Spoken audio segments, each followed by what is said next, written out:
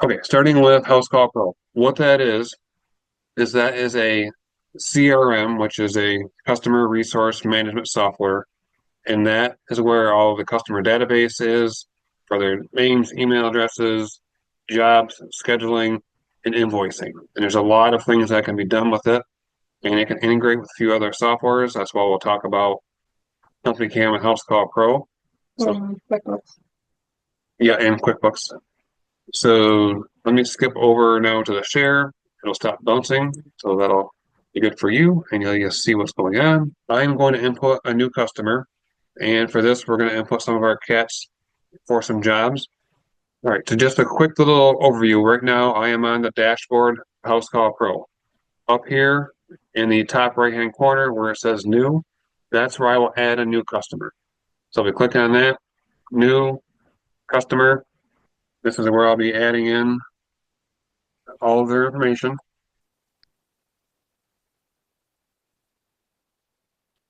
The main things are the first name, last name, and phone number. Email is where the receipts will go to. Phone number is where you can text a customer through HouseCall Pro. So all of these fields are definitely important. If there was another phone number for a spouse, you can always add that in. Additional phone numbers or work and phone. The mobile phone is the one that I use all the time because that's where most people only have one phone, and that's where you're texting them, but occasionally there's a work phone that gets added into it. And enter the address number. And you do want to have the address because if you don't, it might pick up any address around the country and send the wrong time that the job will happen. Yes. And I have ran into that because our software is based out of Michigan, but when we work in Texas, if I just met someone that walked up to me in the RV park and I entered them into the software and didn't put a address in, like I know where they're at, I can see their RV, it's right there. But then the scheduling was all messed up. So I take the time to add the address in, and things go much smoother going forward. And your unit number is where their site number would be. That's like line address two of any address form. If you wanted an address note for, we'll say the name of their RV park, you can put it in there. And the two fields that we use in the bottom are customer tags and lead source. So customer tags in this case, they're a Texas customer, and lead source, they walked up to me in the RV park, so RV park walk up. So if you don't have to fill these form or these fields out, but if you do, then you can pull reporting data if you'd like. That's what we share at the end of the year in the Facebook group and on our videos. And customer notes, you can add them in here or later. All of these items you can change at any point. You know, addresses, phone numbers, emails, customer tags. It's not set in stone. You can always add them later. But if you're get busy throughout your time and you say, I'm going to do it later and you want to do it, I find it's better just take a time up front. So now I will create a customer. Now they are in the system and I can create a job for them. So you can see, we go to profile, all the information that I just added in there. You can request to have a card on file. So you can send them a text or an email for them to add that in, and they can have a card on file. That's great for seasonal customers. You can also have that the customer won't be there and you're a little bit skittish. Am I going to get paid or not?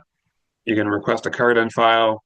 You can take payments beforehand and all that. There's a lot of things you can do. However, you want to run the business, you can figure out a way to do it in this software or other ones, really. And customer portal here, I think that it would be more if you were doing like maybe home building type jobs. I don't see a need to use that for what I do, but sometimes in the private notes down here, let's say there's a gate code to get in. I'll put that so that way I can refer back to it and go into the customer's place. So you can go through the estimates, jobs, or invoices that customer's been billed out. So let's start with a job. And we're going to go over here to the top right and click job. And you can set up templates. So I have one for Houston, one for Michigan, Then I have one for winterizing a basic or plus package. These are things I use quite often, so it's easy to autofill some spots out. So we will start with Houston. Is my audio coming through okay? Someone have to say yes because I can't see anyone right now. Yes. Okay, thank you. Yep. And if it ever starts cutting out or issues, someone just pipe up and tell me. All right, so now I am in that job that I created. Again, you see the information here on the left. If I wanted to see how far they are away, next to their address, I can open it in Google Maps. So I need to calculate out the mileage to their job. I can add that in, do directions, map it out, see how far they are away. Like, oh, they're pretty close in this one. And again, you can request a card on file or add a card on file right here. So pretty simple to do. When you do the checkout process, paying with a credit card, it gives you another opportunity to add a card on file. That's one of the new updates they've added to HouseCall Pro, which is really one of the main reasons we're redoing this video, because from when we first did this video 2 years ago to now, they've made updates, and I use the software a little bit differently than I did at that point. So I found good flows that work for me, and that's what I'm going to go through. And down over here, like checklists, I don't use those now. That is something if you are new starting out, you want some reminder checklists, you can create those there. What job fields are, just the way we can sort stuff on the back end. If we're doing RV tech work or inspections, if we're hired by the RV owner, an RV dealer, or warranty work for an RV owner or RV dealer. And the customer tags, you can add those in. Let's say this customer is on an annual list for winterizing, de-winterizing. That'd be a tag I put into the customer tag. That's different than job tags. So if the issue that this customer has is a water heater, for this particular job, that has a water heater tag to it. And lead source, you have a lead source for the customer, which we put in a minute ago creating a customer. That was RV Park Walkup, but that would be for the first job of the customer, I'd use RV Park Walkup. But if they were a repeat customer, this is the third job I've done for them, at that point, that job tag will be repeat customer going forward. And with the job tags for the lead source, that's a way for you if you wanted to track, like say you did a mailing and you wanted to see how many people responded to that advertisement or something, you can use that lead source to track them here. But we don't do anything like that after when we first put them into the software, whatever we put them in as RV Park, that's what we do for the job. And then every job after that, we just make it repeat customer. Now in the meat of the job, that's right here in the center.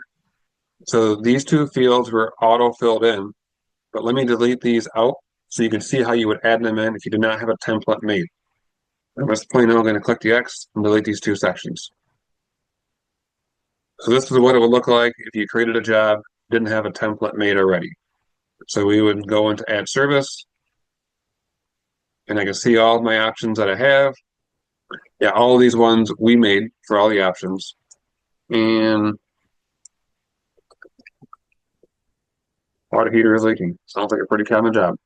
So the title at the top up here, we've made all of these in the back end.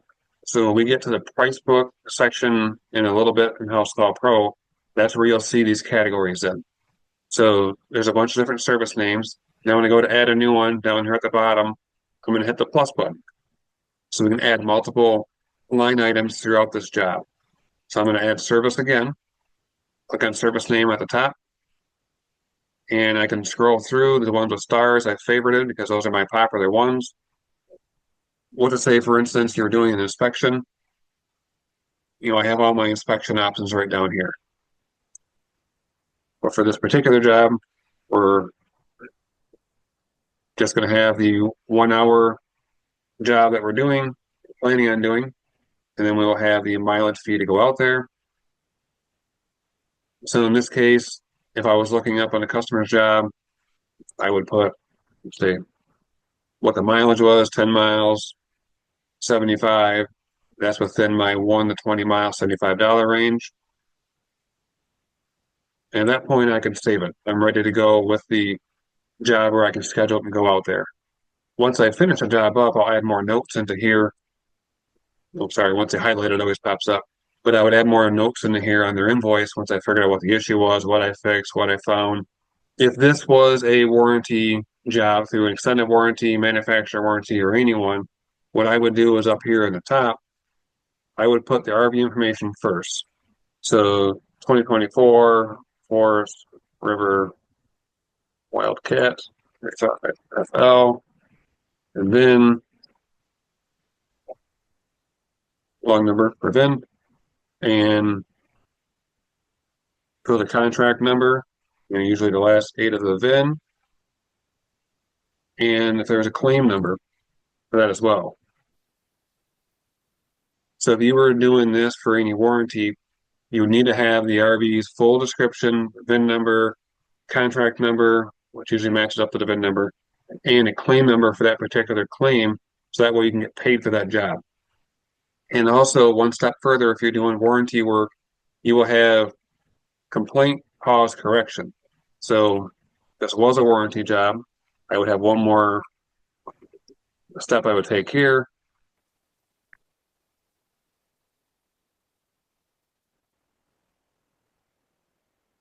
I would put a few more notes and break it down, but for time's sake, you can see complaint cause correction, what that would entail. So now once I save that, you can see all that stuff I put in there for that job. And if you had any other notes, you put private notes down here and multiple ones. They leave February 10th. That way I know what the time frame is, for instance. And if you got to the point where adding in materials, you can put all the materials in here. Now, as you'll see in my materials, everything mostly doesn't have a dollar amount to it. If it's something that is a popular item, I'll have it in here if I use them quite often, like antifreeze or let's say a water pump. So I have that put in here, and I have 2 different brands, say a SureFlow or RecPro, and I put down here in the part number what the prices are for each of those. So that way I don't have to remember. Everything is auto-filled. But let's say I am using the RecPro. I'll just take in the SureFlow line, just like that. $90, 90, it's a taxable item, your cost for that item, and you're good to go. If I go down to plus, add in another material, let's say if I search for PEX, I find a PEX fitting down here. I'm not going to put every fitting and all those things into here. That's where I refer to my Excel sheet. So I have an Excel sheet with all my inventory on it, something similar to this. I know we have one of these in the website in the back office, and I'm in the process of updating it with some more information. You can put your costs and markup on here. This is just a example of all the parts and pieces that are available out there. And if it has a number here, it's one that I had stock for it. So if we went to plumbing, and I would just look through this chart, what I do when I'm at the job and I finish up is I'll take a scratch pad or use notes on my phone, and I'll make notes of all the items that I use. So let's say if I use a freshwater inlet, I put down the price for that. If I use some PEX couplings and fittings, I had 10 of those, and I put that down, jot it down and add it up, and then I transfer that over into HouseCall Pro as one line item. Put what it is, put your dollar amount. If it is taxable, if that applies. If it's a shop supplies, that doesn't apply in some states. Make sure you know your sales tax rules. I'm not an expert for that part. If you were adding this on your phone at the job, you don't see the spot for your unit cost. But if you were adding it on a computer, your unit cost would be what it cost you, and that would help on your reporting in the back end. And the reason Steve uses the Excel sheet is because it's easy for him to look at it and update one sheet. You can put all those parts into HouseCall Pro and have all your inventory in there, but it's just harder to update. Then if the prices change, then you have to go through like each of your items and do it, where he just finds it easier to do it on the Excel sheet and bring it in. But either way, it would work. I'm going to schedule this job. I'm going to come back into it and show you a few more things. So let's wrap up all of the scheduling part of this job.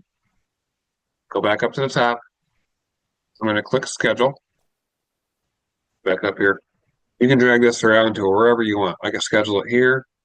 Then once you move it to that day you want, click on it where it's blue.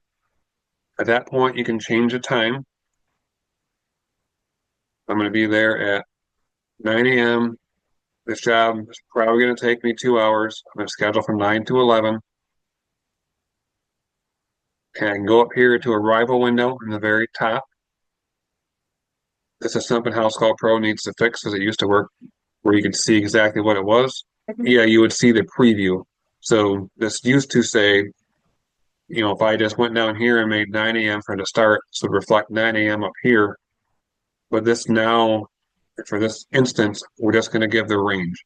So if I told the customer I'm going to arrive between 9 and 9:30, I would do a 30-minute arrival window. As my day goes on, jobs that are later afternoon, they might be a 2 or 3 hour arrival window because I don't know how long the first jobs are going to take.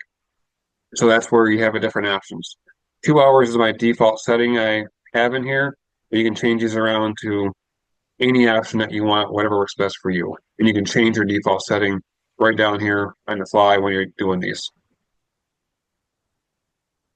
And with us, we have two people. We have Erica and Steve as the two employees options. And in this case, it's going to be officially scheduled. So I would put it as Steve, and you'll see it'll turn green here on the screen. So the other option you have is notify customer. When I click save in the top right-hand corner, the customer will get a text and an email with their job appointment time. So I want them to be notified.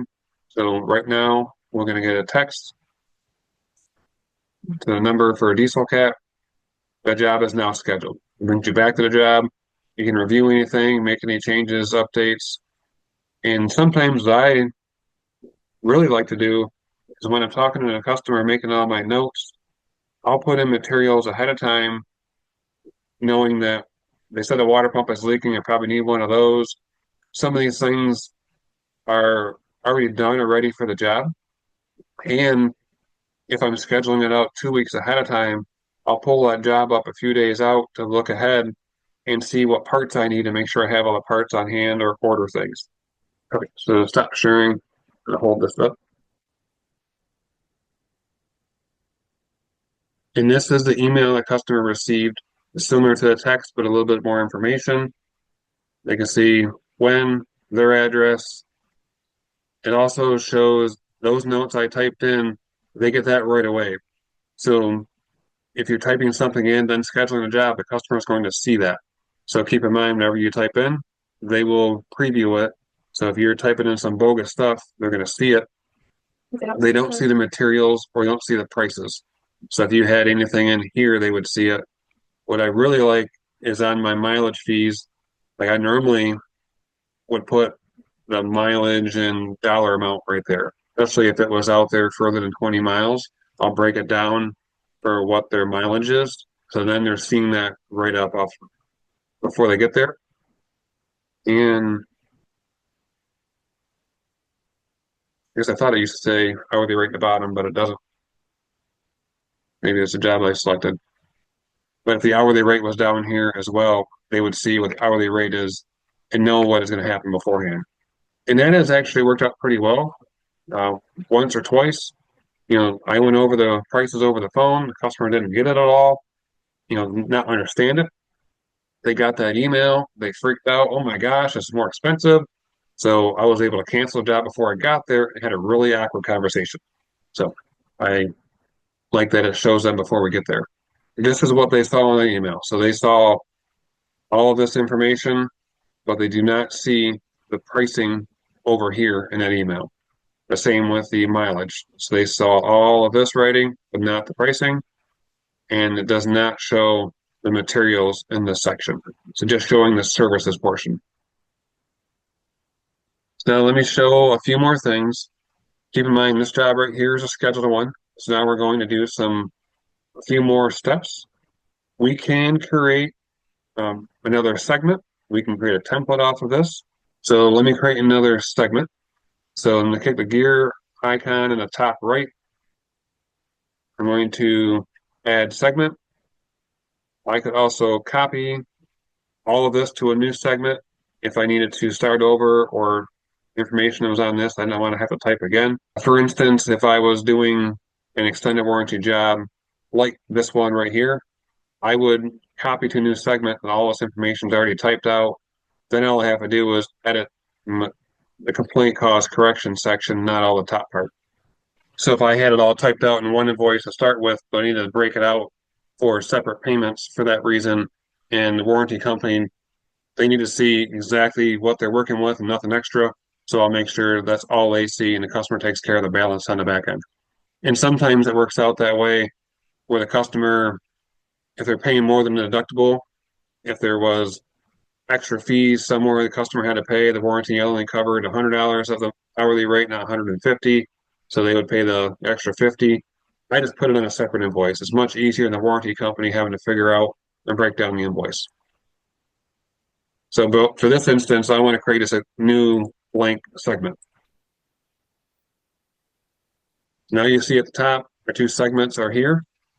So now if we wanted to copy this to a new segment, we'd have to do that here from this section because you have two segments to choose from. But if I wanted to create a new segment again, I would just go over there to that right-hand side, create it again. But what I want to do in this time is show you how you can go back and forth estimates. This is a feature I really like how they've changed this in HouseCall Pro. Once in a while, I will go into the customer's job back here and create an estimate, which works the exact same way, where you can create estimates right from here. But the cool part about if you have a job and then you create an estimate, let's say you just needed to give them a quick estimate on the work. You don't want to go back and forth and create new things. We can just go inside this job or job segment, create an estimate, type everything out, send it to the customer, they can approve it, then we'll go back to that job. So we will fill this out. And again, you can use templates in here. You have all your options you can set up. That's pretty simple. Once you start using it, it'll just fall naturally.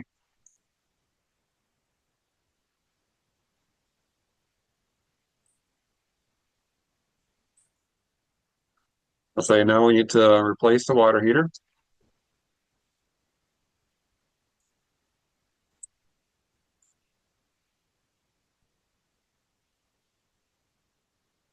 And it's a Suburban. So you can see I have just a generic category for Suburban water heater parts. That way I can do a little bit of sorting in the back end, but I'm not putting every individual part number in there because there's a lot of part options out there.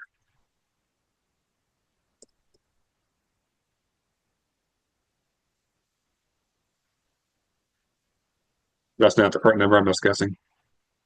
So I put in the description, a part number for easy reference, the cost for it, it's taxable, what it cost me. So now we have an estimate created for replacing that water heater. I can go ahead and send that to the customer.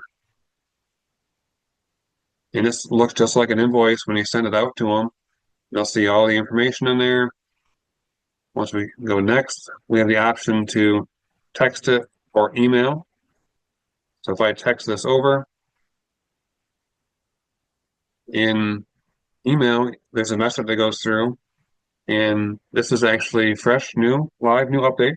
The text you can preview on the text part of it. You didn't ever see anything here before, so there might be an option in the back end to change this wording.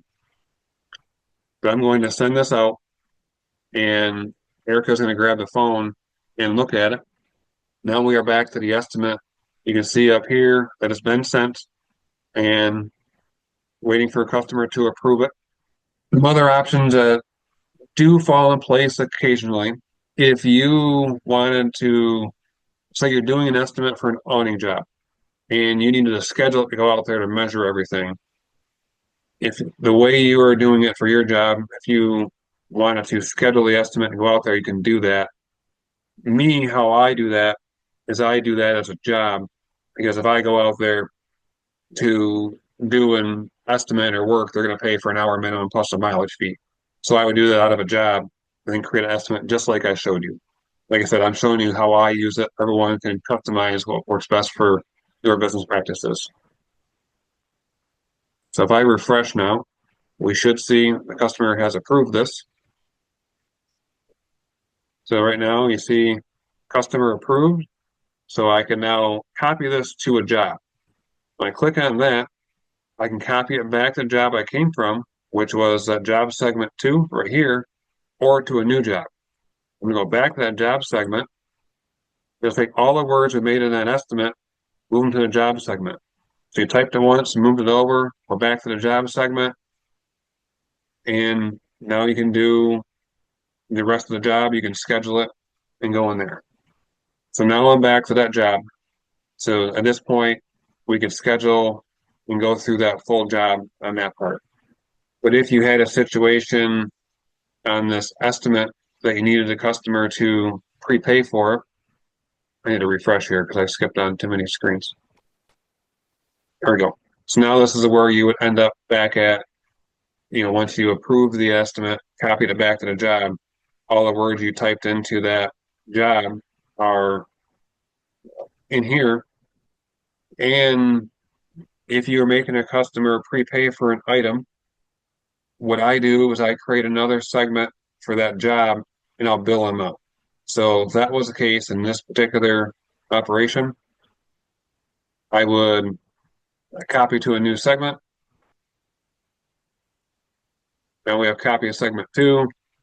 I can rename this up here.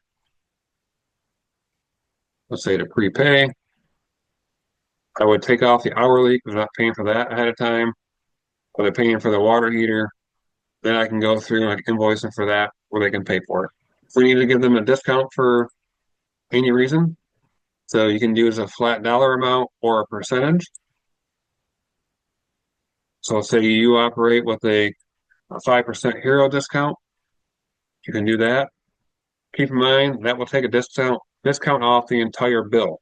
So if you only discount your labor, you would have to calculate out a discount for a flat rate percentage, or not a percentage, a flat dollar amount. So we went back and discount after cleared that one out, and it worked out to be a $22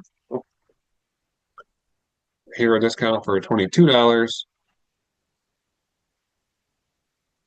So that would only be that discount, not off the entire bill. Is the text thread, which is, this isn't right. Okay, the customer chat. So every person has a chat phone number, and it's different than your business phone number. It's something HouseCall Pro gives you. These are the conversations, like they are texting our chat number, and you can go back and forth. It's not like we each have a personal phone, which has HouseCall Pro on it, and we have a business phone. So if we call from our phone and use texting from our phone, we can only see it if we have that phone.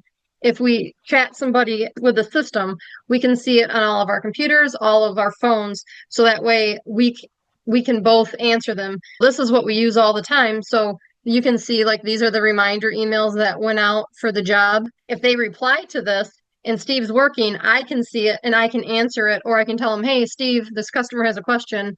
And so it's a lot more convenient when you have multiple people using your system, when you can see it across multiple devices instead of just going to one cell phone.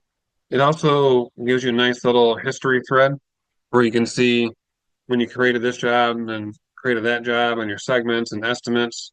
This lives with that customer forever. So you can look back on all of your history with them. It's a good record keeping thing as well. And they can send photos through here. So if we say, send us photos of what you're looking at, and it does do videos too.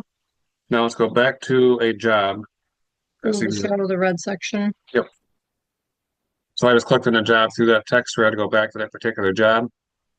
And let's say we're working with this customer and I build them out and they should get a receipt through their email right away. One of the follow-up things that we do is look down here in the activity feed. You sent a email invoice out, you text them all the things that have happened to that particular job. If one of these sections here ends up being red, and then you have an email address and wrong, it did not go through. So that will be the point to reach out to the customer and be like, hey, this is what I have for an email address. You didn't get your receipt.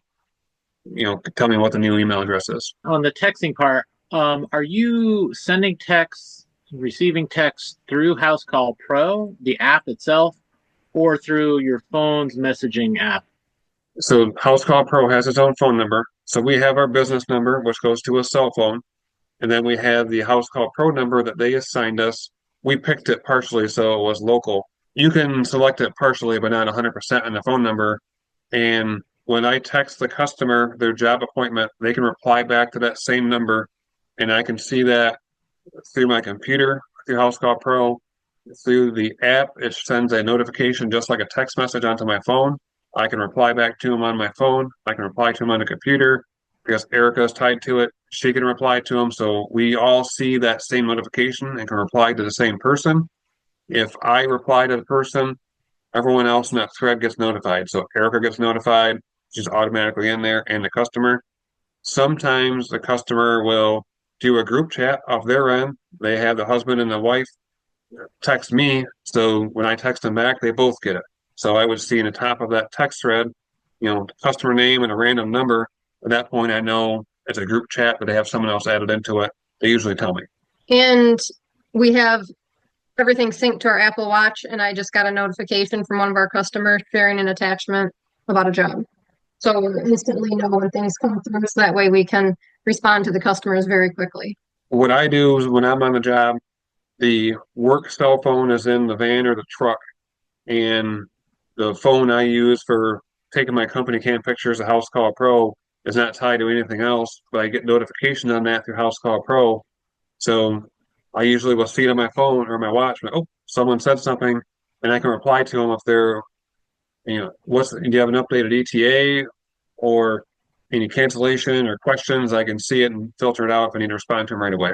And Erica knows if I responded, and she can answer if she sees that somewhere else if I'm busy.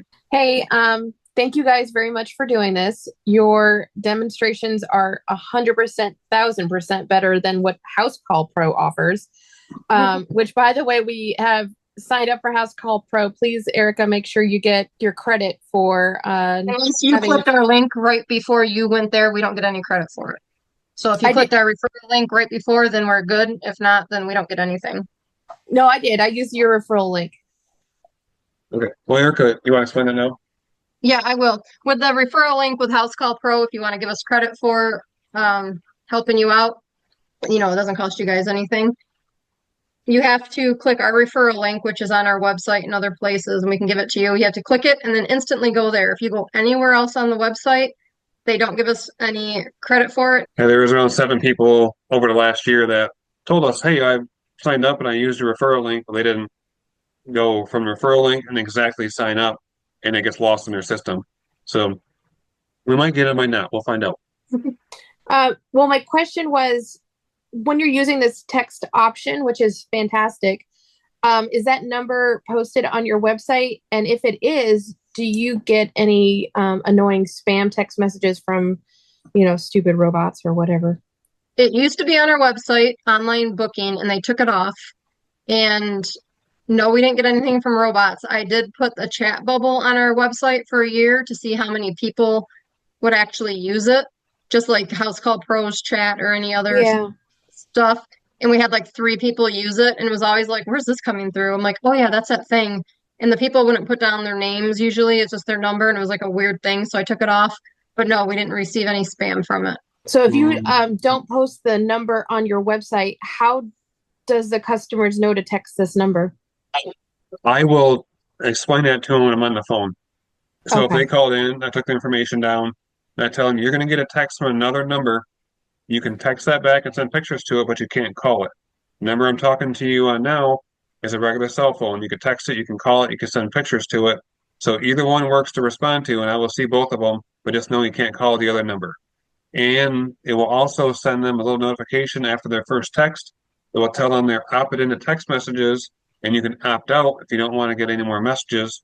Once in a while, if they're an older person, I got to remember to remind them, you're going to get that message that's coming from me. You're not getting spam.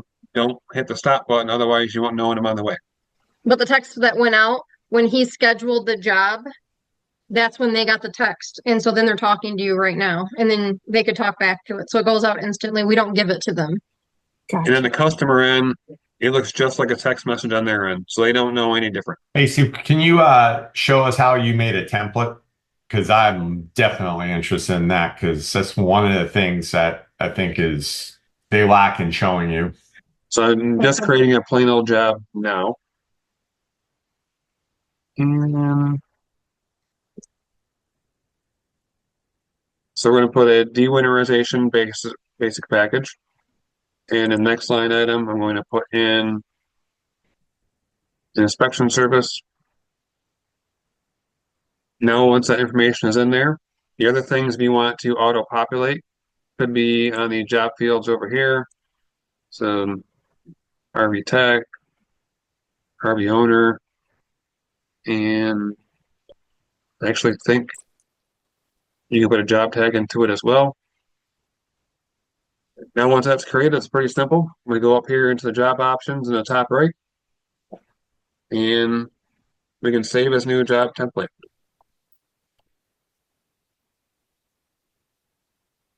Now what I'm going to do, I'm going to go back to this customer, start over from scratch, and you'll see that pop up. Create a new job. You can see I just made an inspection test.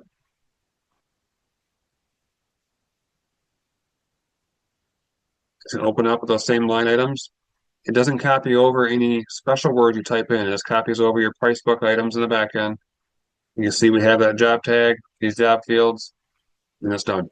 My question was with the texting that you're doing through the software, that is not their voice service. That's native to a normal account. You did not add the voice service. Correct. That's no add-on that's included. Okay. I don't know, because I haven't explored into the voice service part, if they have the same number for that. That might be, or if they call your number. I don't know how that part works. They indicate on their website you can port in any number. Okay, so if you had a regular cell phone, that would work that way. So now what I'm going to do is I'm going to switch screens to the phone to show you on the HouseCall Pro app of how that would operate. Do you have an experience with Apple versus Android and functionality for HouseCall Pro? We have Apple, and I have a Mac computer, and Steve has a regular computer, whatever they're called, and everything works fine. There's no issues, but I haven't used it on the Android phone. Windows computer, that's what it's called. So now we're on the phone app, and means we're just talking about the text. You can see in the inbox at the bottom, that's a text thread of all your old messages to customers. So you can pull something up, if they text you, you'd see it right away. Dashboard on the left. The only spot I use in the dashboard is the needs attention. So you can see your unpaid jobs or your unscheduled jobs in there. If you need to schedule someone and find them. But typically, I already have things scheduled on the computer. I would just hit schedule on the bottom, and I can bring up the customer's job to start going there. If I needed to add a customer, I've got to go to customers. And once we're in the customers, then hit the plus button in the top right, where we can create a new customer. We're not going to do it. It's the same. I would have done that with Squeak, but I did hear a second Yeah, ago. I messed that up. Sorry. But it works the exact same way. It's just a little bit slower, usually a little more awkward, because you're out there standing in front of the customer saying, hold on, I need to add you into the system. That's why we prefer the phone call sheet and then type it in the computer. It's a lot easier. So I'm going to walk you through how I do a job exactly. So I'm going to hit schedule.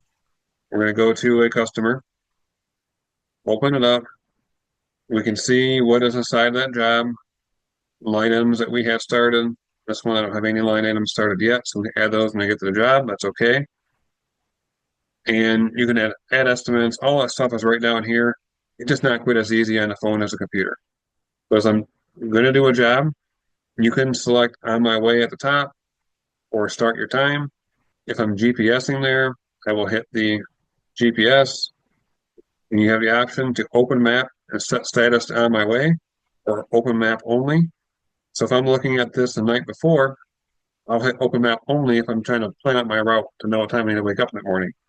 But when I'm in the truck that morning and ready to go, I'll hit open map and set status on my way. Now the customer just got a text that I'm on the way. It pulls up my GPS. I can hit start and I can head out there to the job. And I'm going to be there in a while. That's what I'm going to do. Do you connect your smartwatch to your work phone or your personal phone? My smartwatch is connected to my personal phone. Both the work phone and personal phone have HouseCall Pro and CompanyCam on it. Right. So I just need one of them connected for that. For my instance, I like having the work phone not connected to the smartwatch. So that way, when I'm on the job, I can do the job.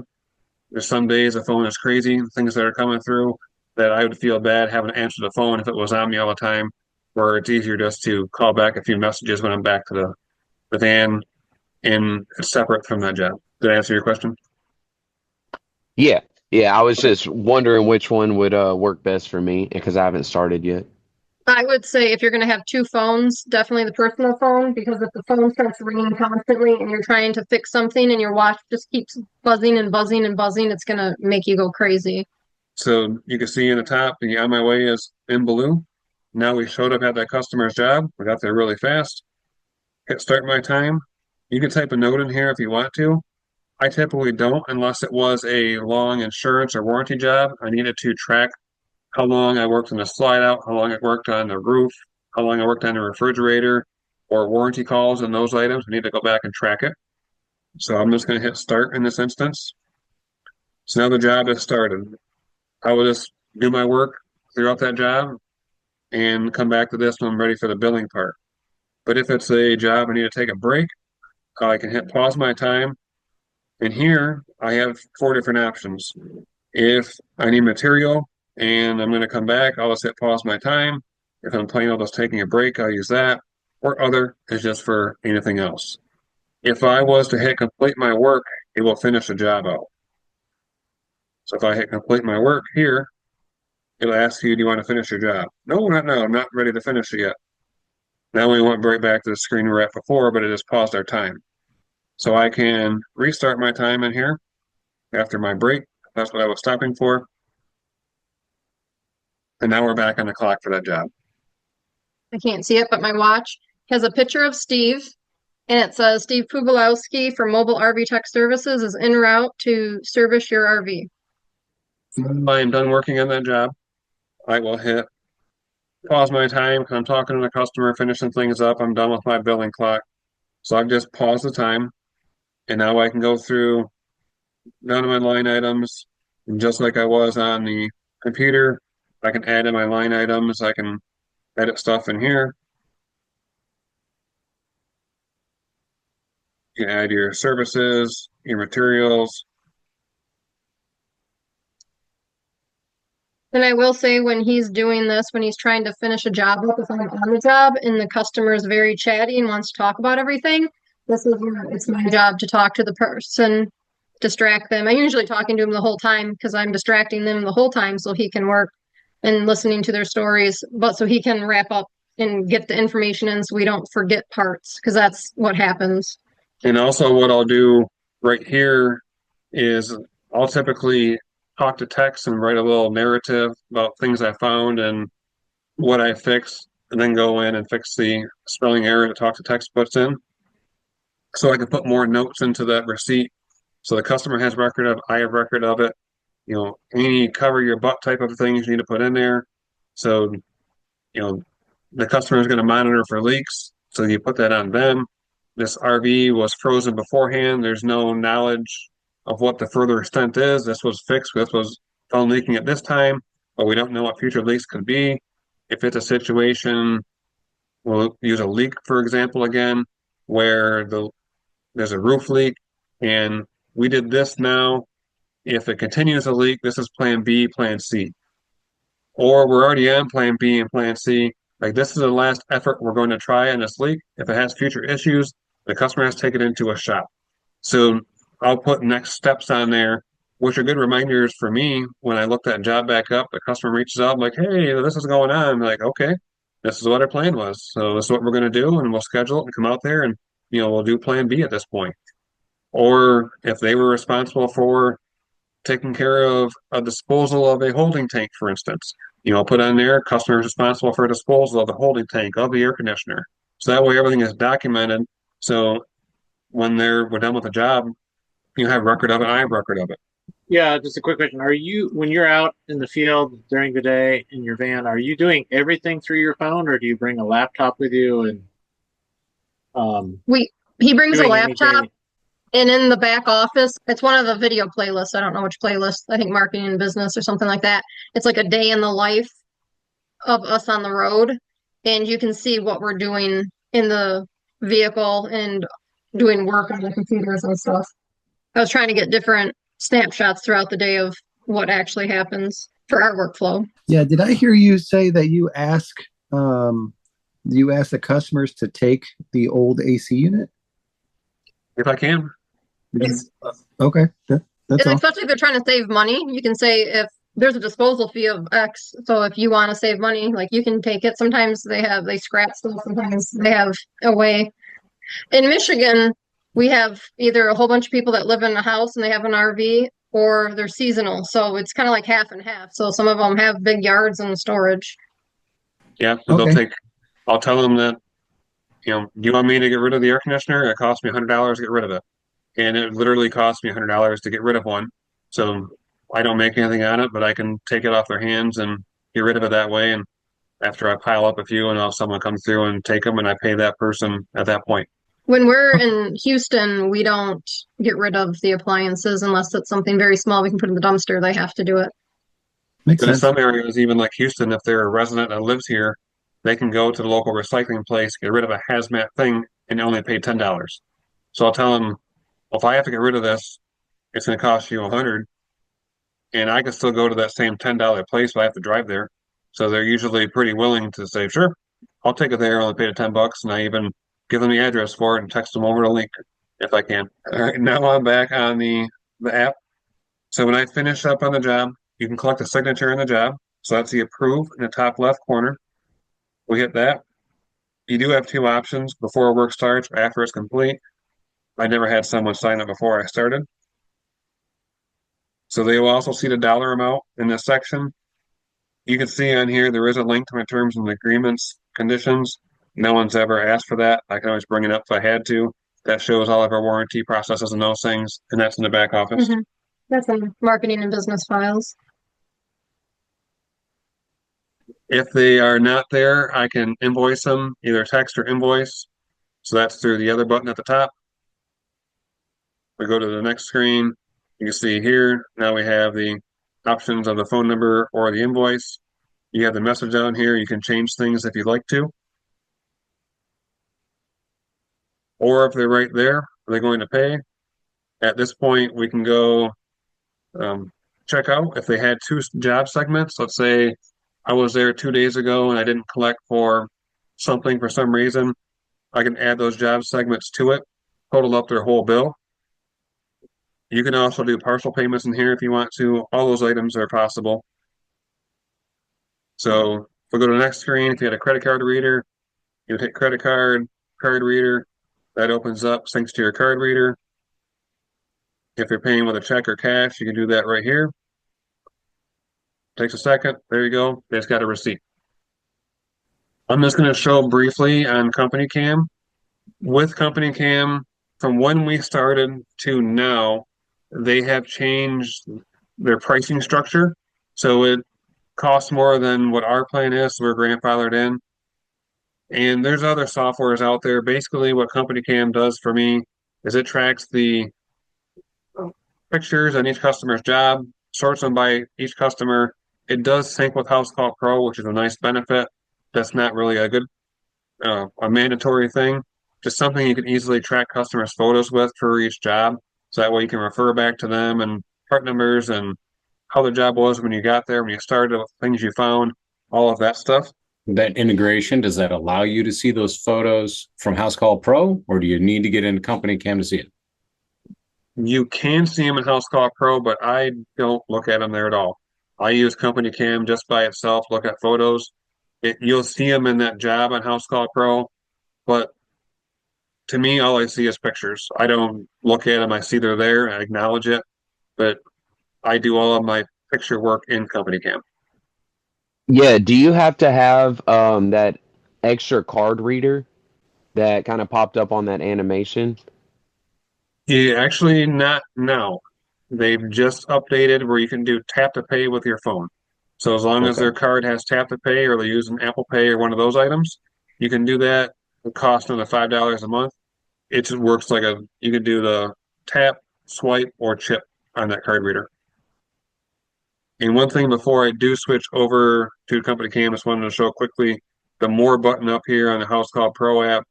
What I use this for a lot of times, if I have to come back to that customer's job, I'll just go up here, I'll copy this to a new job segment.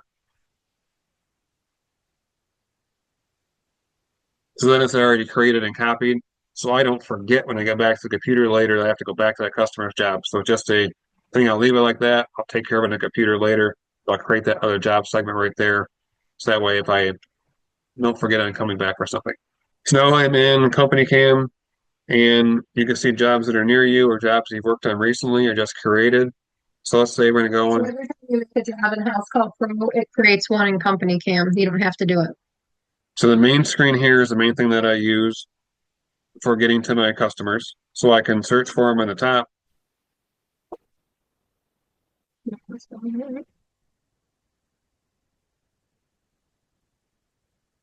It's pretty simple at the bottom. You can just take new photos. You can hit the flashlight up there in the top right, which is what I really like this for. If you're in a dark space and you have a flashlight on your phone to take pictures. So I use that almost all the time in RVs so I can see what I'm taking a picture of. It's much better than trying to use a flash. And things that you can do at the bottom, so I can upload photos I have on my phone. Let's say I took them on my phone accidentally, I want to upload them, I can do that. I will create checklists in here. So checklists, I have one for de-winterizing, I have a basic safety maintenance inspection, and I have a winterizing one. So if I go to my winterizing checklist, I can take pictures of customers' RV. I go through, yep, drain this, did that. That section is done. You can do that through all of this. And then once I'm done later on the computer, if I'm going to send them a follow-up report, I can create this checklist into a PDF, send it to them with all the pictures that I took when I was at their job. Usually, in my case, the customer is not there for winterizing. So they get invoiced and they get their CompanyCam report and they see what I did and I was there and they love it. They're right up to date with all the texting between HouseCall Pro going out there on their way, finish the job, get their text, get their invoice. And later that day, I set up the follow-up, send out their winterizing report. And they might be in hours away or states away and they feel like they're right there at their RV and they're very comfortable that way. Yep, reports. You can do this on your phone or on the computer. So if I was to create a report, hit report here. So I'm going to create a new one or use a template. I just have a couple basic ones in here. RV service report is my main one that I would use. Cover page, you can add in, I usually put the RV picture there. Job information, this is where I put the customer's name, RV. Basically, I will copy and paste my wording from the HouseCall Pro job. Customer stated had a leak at the water heater. I found there was loose fittings. I replaced all the PEX fittings and flexible hose and these items. You know, all that wording I put into HouseCall Pro. I just copy and paste it into here, into the first section. And then if it's a quick, short report, in that same section, I'll just add the photos into that first section where I can take new photos now or add a photos from the project. So I'm going to put these two in. Let's say we needed to edit this photo. If you open any photo in the phone, you know, you can edit it, draw on it, circle things. And now you can see down there in that preview, we have snippets with their pre-filled out text. Let's say this one here is future, like this section we filled out in the future once the job is complete. Or So snippets, anything that you pre-fill in with text that you always say, so you don't have to retype it. Let's say I was doing wheel bearing maintenance. We have lug nut torque. I have this up. They should retorque their lug nuts and the link to the Dexter manual.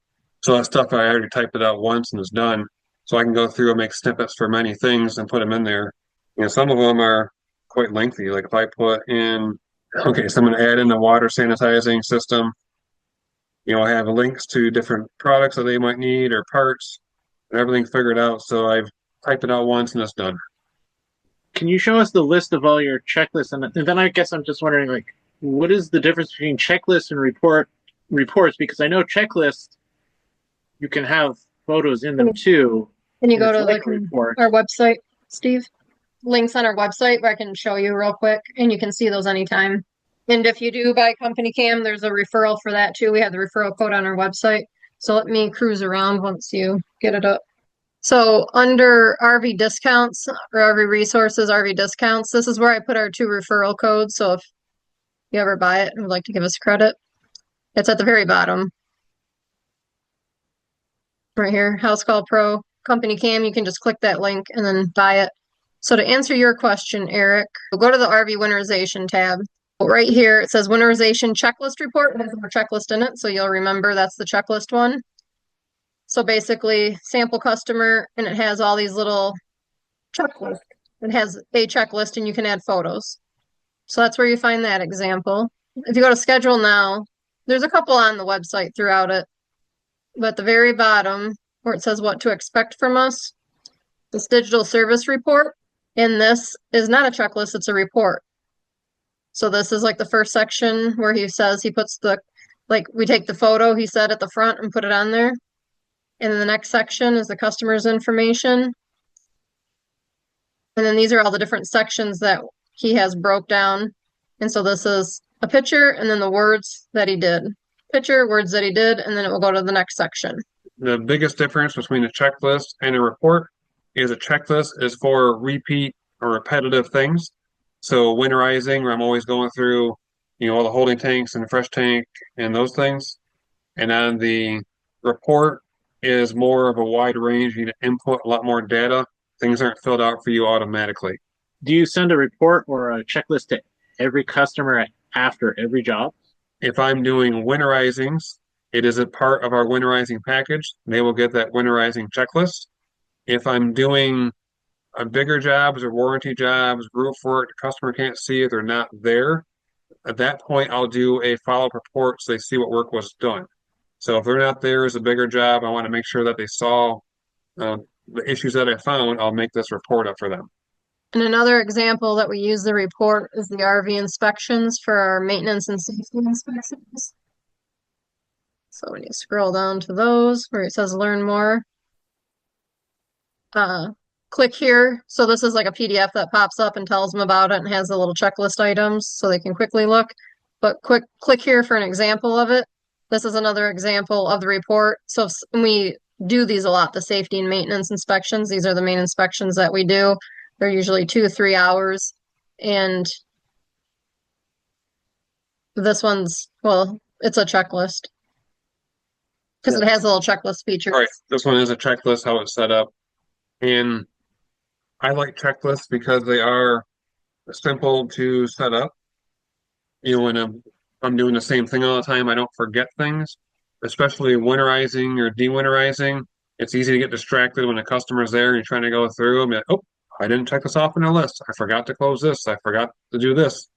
You didn't forget, but the checklist keeps you on track so that way you don't have anything that's missed before you leave that job. Where a report is more documenting and you need to send over a bunch of pictures of the same thing to the customer.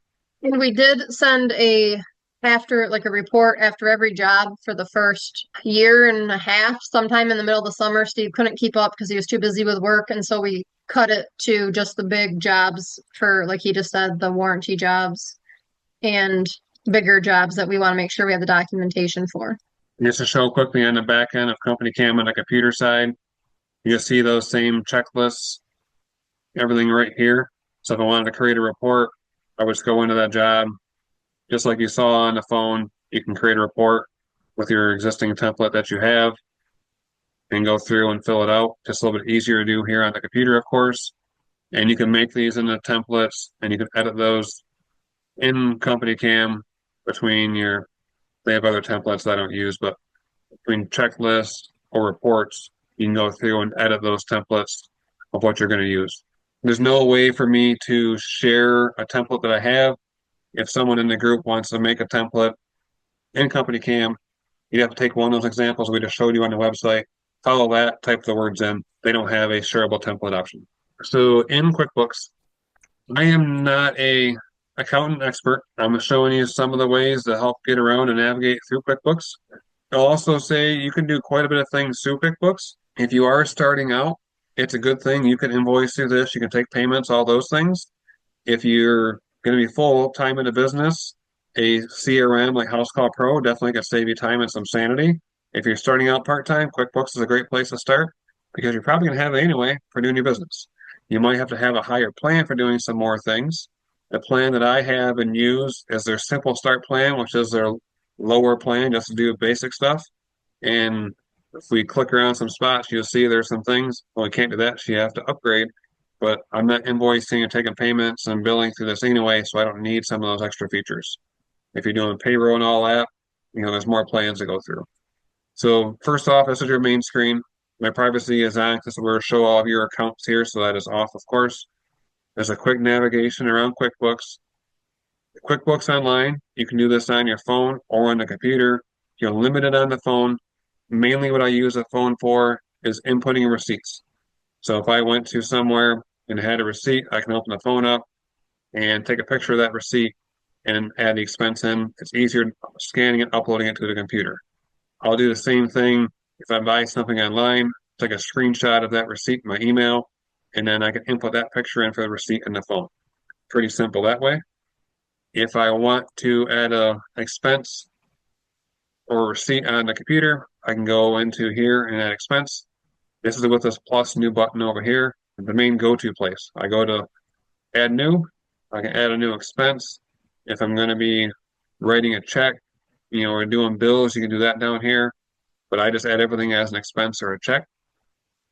You can see these arrows over here are things you need to have an upgrade for. So you have quite a few options that you can do on the basic simple start package. And you can add a sales receipt. This is how I normally would do my jobs. I would do my HouseCall Pro jobs. I take the payments throughout the day.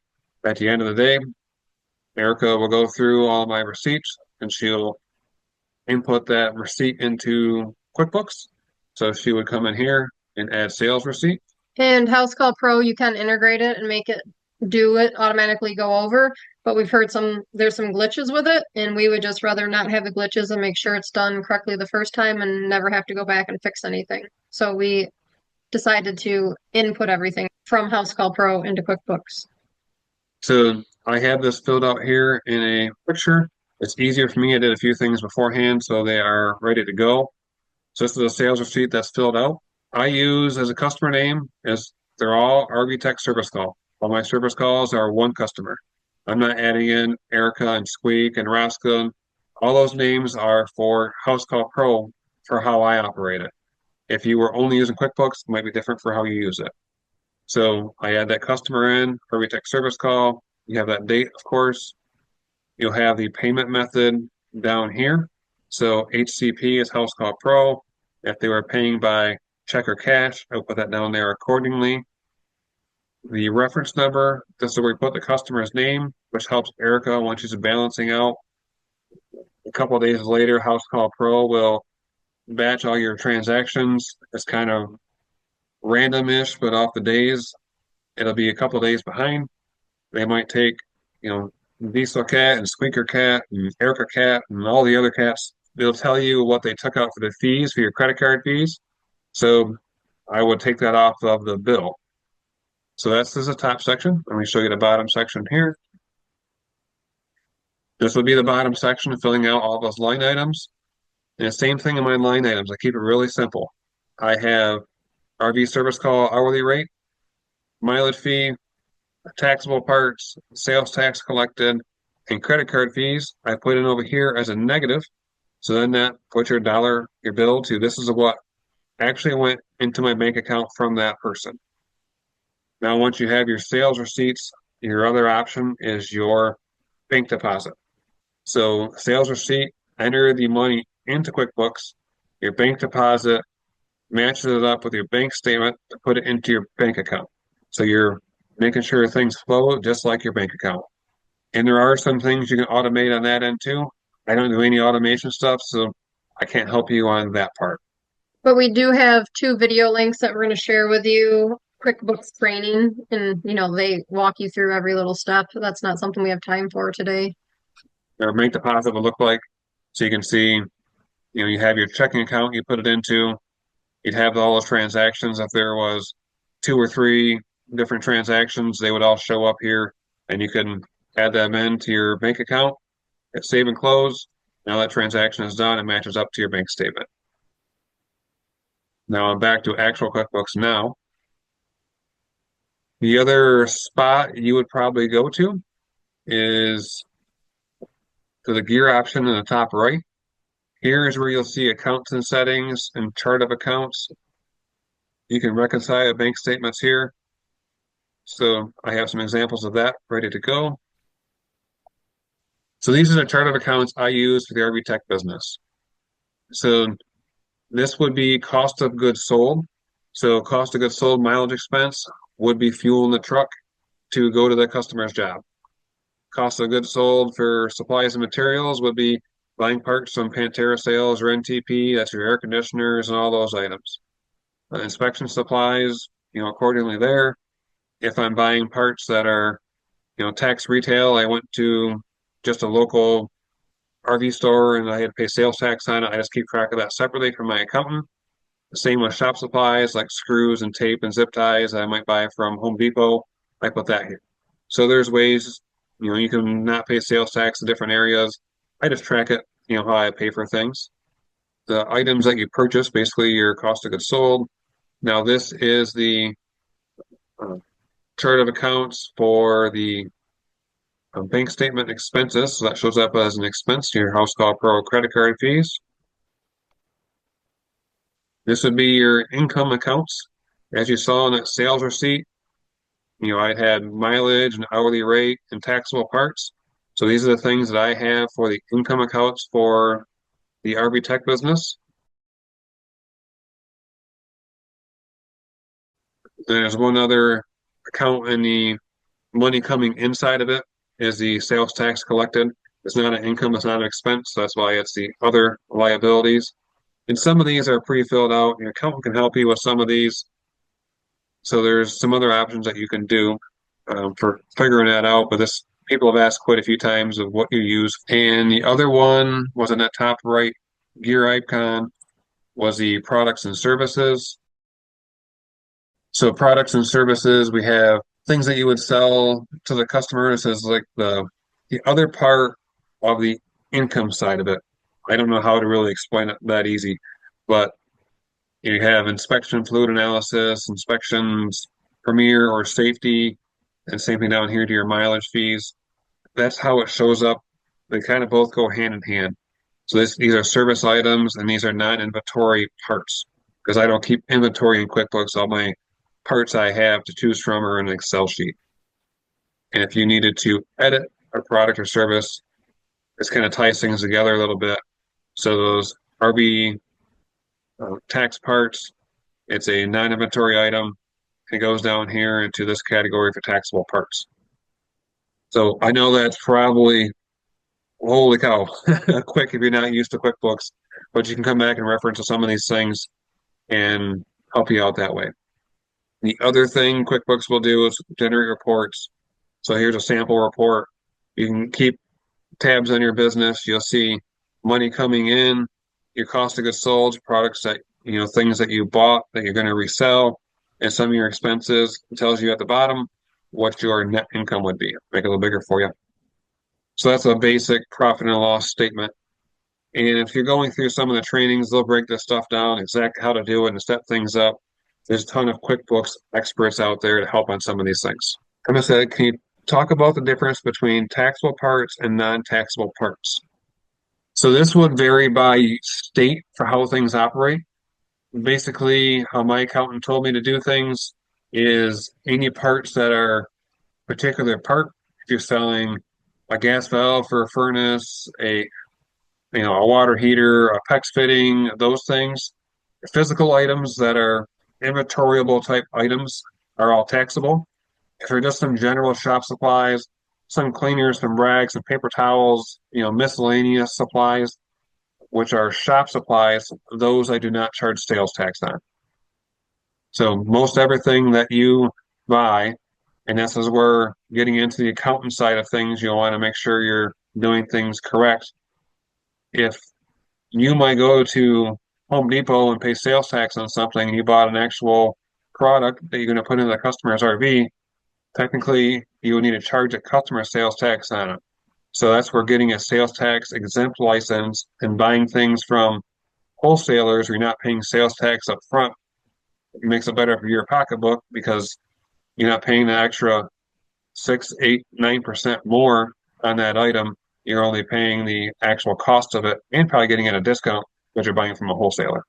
How easy is it to delete these examples on HouseCall Pro that we're using Squeaker Cat and Diesel Cat?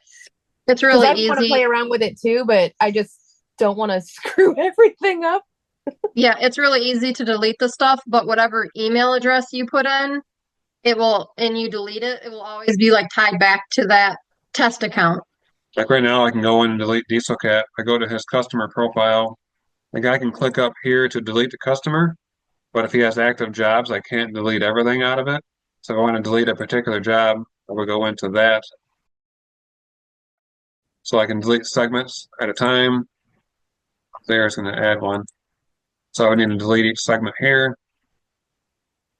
And that's what we did, Meg, to start. Like I would practice internally, go back and forth, and once we got used to the software, then when we were at the NRVTA, I practiced with one of my friends and put their email in, and I would say, "What does your phone say?"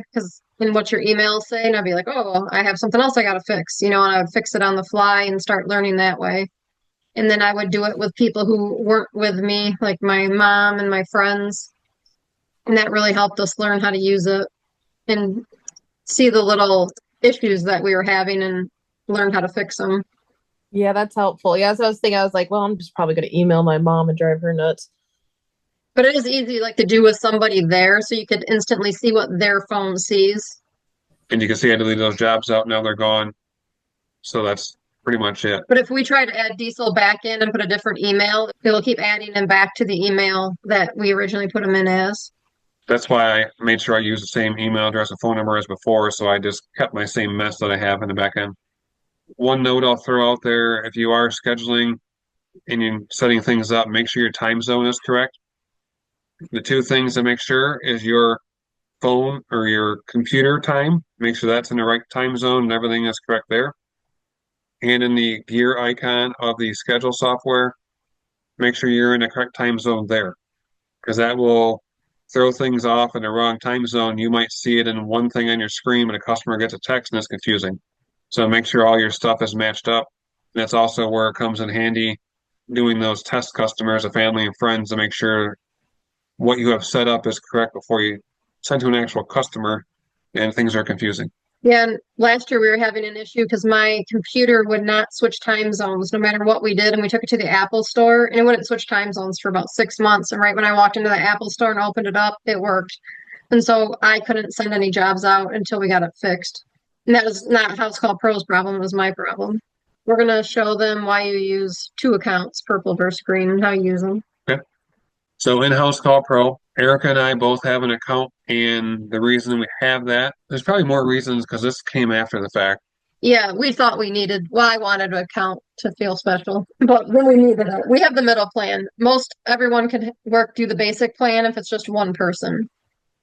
And what we have found with having a middle plan, we can both be scheduled as a tech for a job. So Erica is purple on this list, and I am green. And in my area, I have a lot of seasonal customers that tell me they just want the job done by next Friday. So I'll have them floating out in the schedule, and I'll plug things in based on weather when gaps open up in my schedule. So I'll pencil things out and throughout the week. If they're penciled out, they're purple. When they're officially scheduled, the customer's got a notification, they're green. So everyone that's floating out there, okay, I'll see what I can do. The weathers might be good or bad. I can move things around. So I'll put them in purple that way. And you could do that like with events. Hover on this pink. This is an event, this pink one. Oh. But that I'm going to put a tentative job here on the 15th and just put an event. That's fine, but it doesn't actually bring the job in. So these jobs, where's like Rosika? Did you have a cat one that's not scheduled? We'll just throw it on the calendar. Just anywhere. Oh, well, it's green.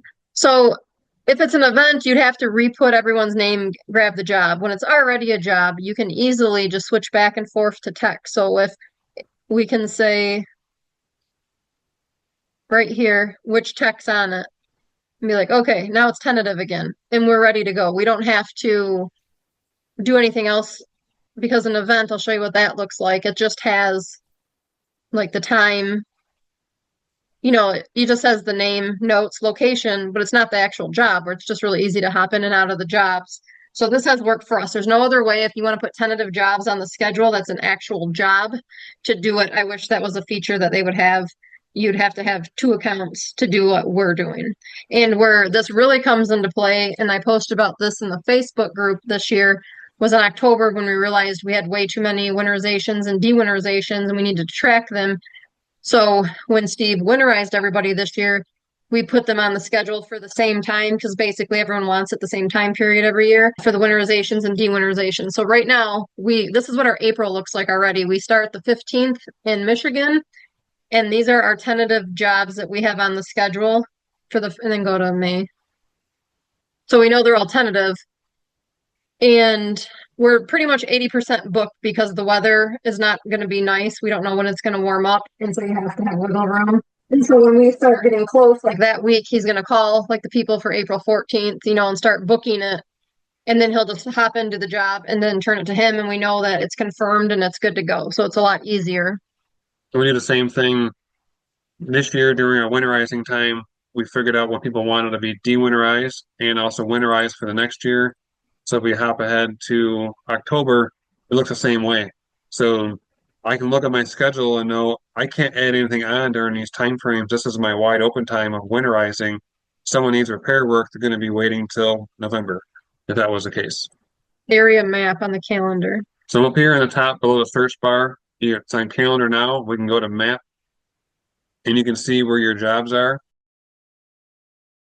As you can see, this is our RV park. Another one's over here. There's a big cluster that's there. There's a few other ones that are scattered around. So it's all going to be the same address. I can't zoom in any closer on that one. To go to like April. Well, over here. Can you get there? So, because some of those people. Okay, now I'm in April. And I can see I'm in pretty tight clusters here because most of my seasonal work is at. Well, we scheduled it so he's in the same park every day. And so it's saying up at the top, April 20th to the 26th. And then try just click in a little more, see what it does. It's all going to be the same stuff as the office. And then what about up here? Employee, switch the employee. So I go back to calendar. So the other option is in the top. You can go by area. So it'll group people based on their area. Location by zip codes. So we have it scheduled on the back end where we put different zip codes for different colors so we can tell that we're working close in the same place. But we know we are because we scheduled it for the same exact RV park. So you can see the different colors are different RV parks that he's going to be in. So it's a good way to make sure that you're not all over the place if you have lots of jobs and you can do little routes. I wanted to do like an AC winterization service at a campground or something and offer 8 slots in a day. Can I do like open up online scheduling with HouseCall Pro for just one day? Yes, you can. We don't do any of that. If you've been to our online scheduling, it just says request a job. A lot of people don't go to the online booking for one. Like we put them in, they walk up to you at the campground. So they just walk up to you. So if you do use the online booking, yes, you could set that up and they could go there and you can make them fill out their information. But the reason we don't do scheduled time is like we don't want someone to hop on like he's over in RV Park A and then someone from RV Park Z tries to book a job and he's going to work that whole park that day. Like that's where he's grouping all his calls from. And you can't get out to someone else. So that works really well if you're a shop and people are coming into you and you know you're scheduling a break job and it takes exactly 2 hours to do this and you schedule them like 2 hours and 15 minutes apart. But yes, you could do that if it was the same RV park. I don't think you're going to have a lot of success getting people to fill in those slots online. That's just something you would probably drag and put them in after they just walk up to you and ask about it. And another note, I noticed I thought I could do more winterizing jobs in a day. So I initially thought I could do 10, 12, and it should be quick and easy, right? No, customers, they ask questions and it takes a little more time. So you're there more than what you would anticipate of helping set things up, especially if you have some seasonal campers. You know, a lot of them will just want you to do stuff. At least that's my experience. Taking down the whole RV, sometimes bring out a slide outs in, a power, water, sewer. You know, then they're doing a plus package. I find something wrong. I'm having to repair that when I'm there. So things don't take the half hour, 40 minutes basic package all the time. Sometimes they do if I've been there. I know the RV is in good shape and I can knock it out pretty quick. Where if I do a really long day, I could probably get 8 or 9 in. But that's everything stars align. One thing I found out with this business, no day goes as planned. We were just talking about this before we started that about 90% of our jobs, whatever we think is going to happen or what we have scheduled to do that day does not happen. Someone walks up to you at the RV park, someone like the park didn't come, the park came early. Something happens that we move stuff around. Yeah, so my question is when you do stack your jobs in the same RV park or same area for one day, you're still charging those 3 jobs a service fee, or if someone walks up to you and you just walk over to their house and you cannot honestly fix the problem right then, you're still charging them a service fee. The way that I would describe a service fee or a trip charge is for my mileage and drive time and stuff like that. So how would you argue that to a customer if you're charging 4 service fees in one day at the same place? We don't. We have a discounted rate. So in the mileage, if I am scheduling multiple calls that day in that same RV park, I have a discount they get. They don't get split in half or any of that. So if I have 2 or 3 jobs scheduled in that park for the day, that's a discount that they get. If someone walks up and they're already in that park, They're going to pay the same thing the other people yeah, pay. they're going to pay what the last person just paid. So ideally, if they know beforehand, you can give those people a discount. But if I already charge customer A, the full service call rate, then they walk up and hey, this is the service call rate, and you can go that way. And also, I have an hour minimum for the first job that I do for a customer. It doesn't always take you an hour for a job, but the hour minimum covers inputting them into the system and all the other time you have a total of an hour work for each customer. So they'll have the hour minimum plus the service call fee for that job. And the only time we don't do the hour minimum is when we're working inside the RV park we're living in, because a lot of times people will walk up and Steve will go over there and look at it, and it's like 15 minutes, and then like it might just take them 15 minutes to fix it, and it didn't take a whole bunch of extra time. So we do a minimum of a half hour if it's a really quick job to help out your neighbor. Unschedule one. If it was scheduled, then you got to reschedule it. Show them how to do that. Okay. So I'm in this job right now that was scheduled, and I just need to unschedule it, send it back over to the unscheduled section. So just go up here into the job, right above schedule, hit undo, and you unschedule that job. Now it's just unscheduled. It still has in here the on my way time. I can undo that as well, or your start time. So now we'll reset your time clock for that job as well. If I was to cancel the job or delete the job, you have some other options there. So if I go up to this job segment that I am on, if I wanted to cancel this job segment, I can do that. It will ask me if I want to notify the customer.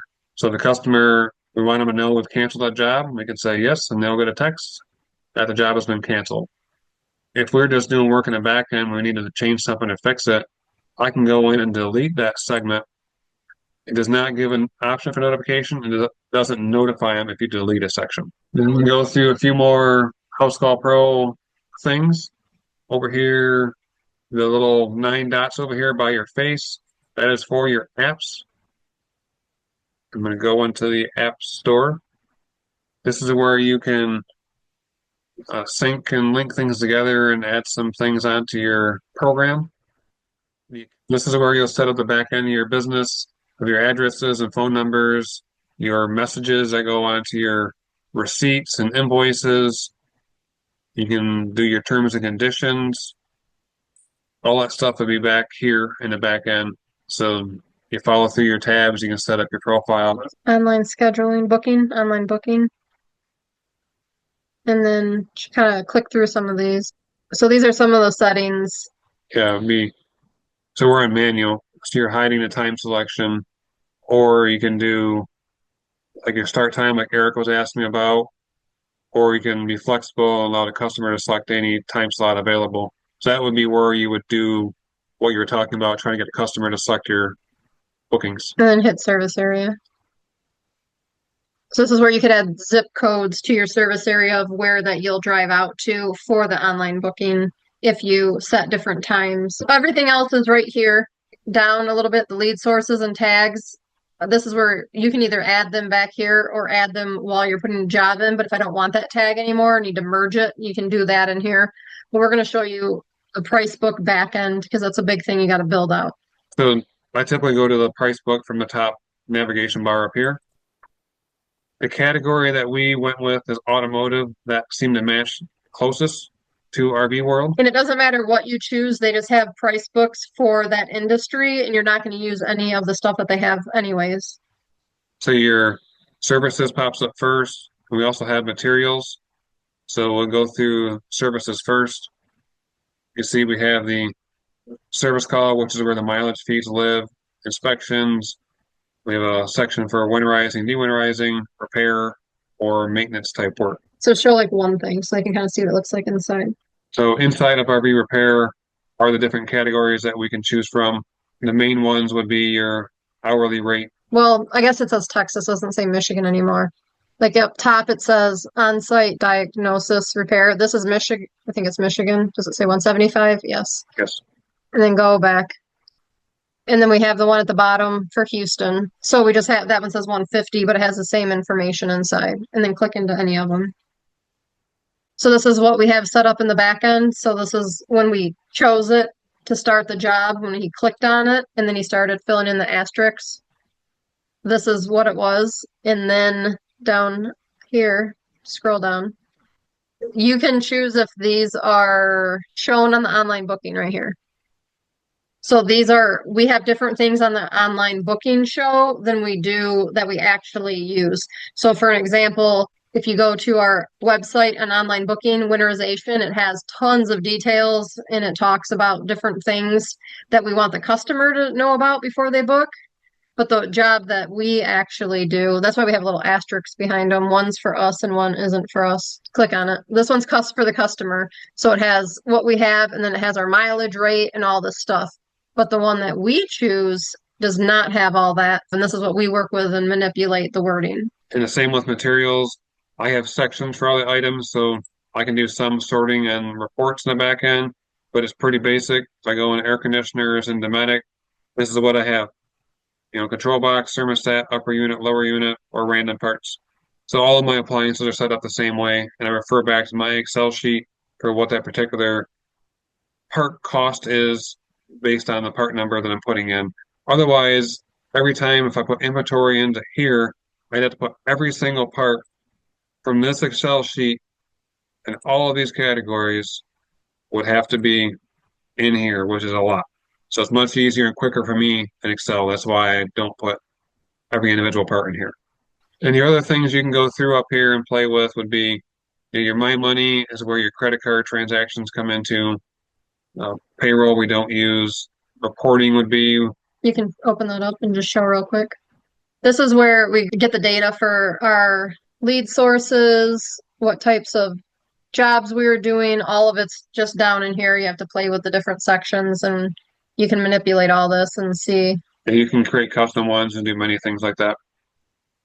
And then marketing is a new section too. We don't use most of the marketing. They just updated this with a whole marketing section where you can send emails and do different things. I mean, I think they did it in the last 2 months. And another thing that they do, go back to the schedule, please. That's a great update if you do not work how we work. Let's look at January 13th. We have 2 green jobs, so that means they are going to happen. But on the 14th, they are purple, so that means we don't know if they're going to happen. We haven't scheduled them or not. They have a new feature where HouseCall Pro will send a reminder text to the person. It's either 1 day or 2 days before, or you can set it. I'm not sure because we don't use it. And it will tell them, reminder, Steve Publowski is coming out on this day, blah, blah, blah, blah, blah. But since we have a bunch of tentative jobs, we don't want those to go out. But a lot of jobs, Steve will have, like on a normal day in Michigan, he'll probably have 3 green jobs and 2 purple jobs on a day.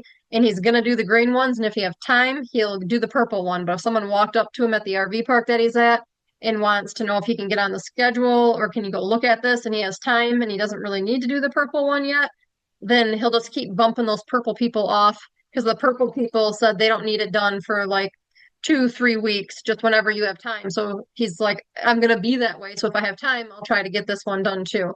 So It's also nice once they're already purple, when I'm trying to just plan my schedule out, I'll be like, okay, probably over here, but don't notify them, otherwise they get confused. So I can start stacking my schedule together and like, okay, they're in that area. Then I'll go through and I'll contact them by text or phone call. we don't use the feature, but it's a nice feature. But what I do is use the same words. So if we've had people on the schedule for a couple weeks, we need to send a reminder. I will take the same words that HouseCall Pro uses. I'll actually show you what I do. When we did the job and they got a notification, I go to the customer chat. It said this. I just come in here and copy this. I'll put reminder. Raska. Or that's fine. Reminder, Steve Publowski. I just say that and I just take the same exact information. That way I can send out a reminder. And I do that to the people that have been on the schedule for a long time, a couple days before, since they're not getting an automatic reminder. If Steve hasn't talked to them on the phone. So he'll tell me like send the reminders to this, and this person. So that's our workaround. It takes us extra time, but you can see our schedule's jam-packed with people. So we don't have that much time to just keep calling them. No last questions, but I just want to say thank you again. I can't say thank you enough because you guys have saved me so much time and so much aggravation in all of your explanations, and it means the world to me. So thank you. You're welcome. You're welcome. We understand that. We had all those in the beginning. We had to figure them all out. So it is nice, especially all his files in the back end, that you can just find all this information very quickly.